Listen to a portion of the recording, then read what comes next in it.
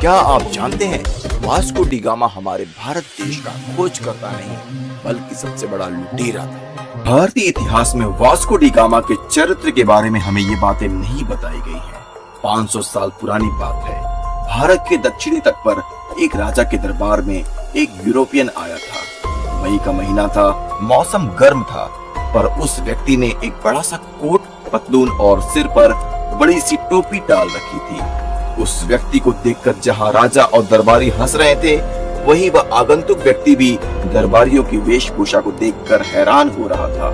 स्वर्ण सिंहासन पर बैठे जयमोरिन राजा के समक्ष हाथ जोड़कर खड़ा वह व्यक्ति वास्को डी गामा था, जिसे हम भारत के खोजकर्ता के नाम से जानते हैं। जिसे हम उस समय की है जब यूरोप वालों ने भारत का नाम सिर्फ सुन रखा था, पर हाँ, इतना जरूर जानते थे कि पूर्व दिशा में भारत एक ऐसा उन्नत देश है जहां से अरबी यूरोपियन सामान खरीदते हैं और यूरोपियन को महंगे दामों पर बेचकर बड़ा मुनाफा कमाते हैं। बारे में यूरोप के लोगों को बहुत कम जानकारी थी। जानकारी उन्हें चैन की नींद सोने नहीं देती थी, और यही वजह थी कि डी गामा के आने के 200 वर्ष पहले पहला यूरोपियन यहाँ आया था, जिसका नाम था मार्को पोलो। वह इटली का था।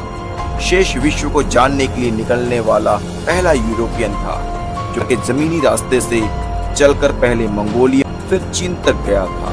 नहीं था कि मार्को पोलो ने कोई नया रास्ता ढूंढा नहीं था, बल्कि वह प्राचीन सिल्क रूट से होकर चीन गया था, जिस रूट से चीनी लोगों का व्यापार भारत सहित और यूरोप तक फैला हुआ था। जैसा कि नाम से ज्ञात हो रहा है कि चीन के व्यापारी ने जिस मार्ग से होकर अपना अनोखा उत्पाद रेशम तमाम देशों तक पहुंचाया था, आज की तारीख में यह मार्ग विश्व की अमूल्य धरोहरों में शामिल है। तो मार्को पोलो भारत भी आया था। कई राज्यों का भ्रमण करते हुए वह केरल भी गया था।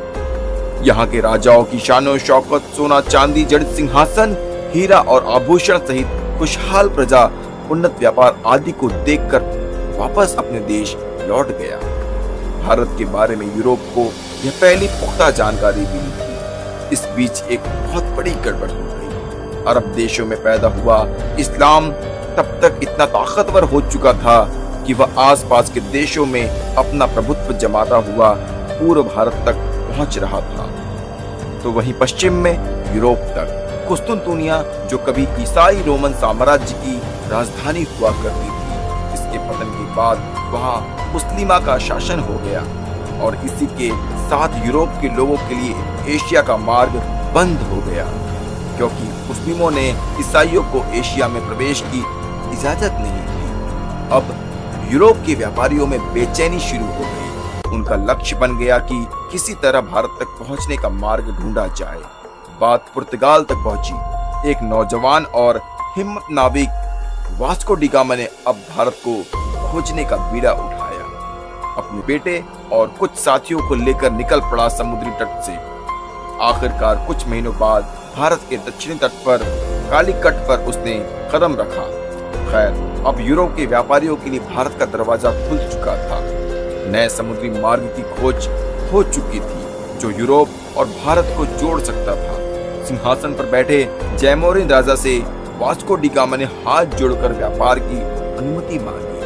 अनुमति मिली भी, पर कुछ सालों बाद हालात बदल गए। बहुत सारे पुर्तगाली व्यापारी आने लगे। इन्होंने अपनी ताकत बढ़ाई। साम दाम दंड भेद की नीति अपनाते हुए वह राजा को कमजोर कर दिए, और अंततः राजा का कत्ल भी इन पुर्तगालियों के द्वारा करवा दिया गया। 70-80 वर्षों तक पुर्तगालियों द्वारा लूटे जाने के बाद फ्रांसीसी आए। इन्होंने भी भारत को लगभग 80 वर्षों तक लूटा। इसके बाद डच हाईलैंड वाले आए। उन्होंने भी भारत को खूब लूटा, और अंत में अंग्रेज आए। पर ये लूट कर भागने के लिए नहीं, बल्कि इन्होंने तो लूट का तरीका ही बदल डाला। इन्होंने पहले तो भारत को गुलाम बनाया, फिर तसल्ली से लूटते रहे। 20 मई 1498 को वास्को डी गामा भारत की धरती पर पहला कदम रखा, और आज के दिन वो राजा के समक्ष अनुमति लेने के लिए हाथ जोड़कर खड़ा हो गया। उसके बाद उस लुटेरे और उनके साथियों ने भारत को जितना बर्बाद किया, वो इतिहास बन गया। आज ये सारी जानकारी हम आपको इस वीडियो के जरिए दे रहे हैं। तो हमारे ऐसे ही वीडियो को देखने के लिए हमारे साथ बने रहें।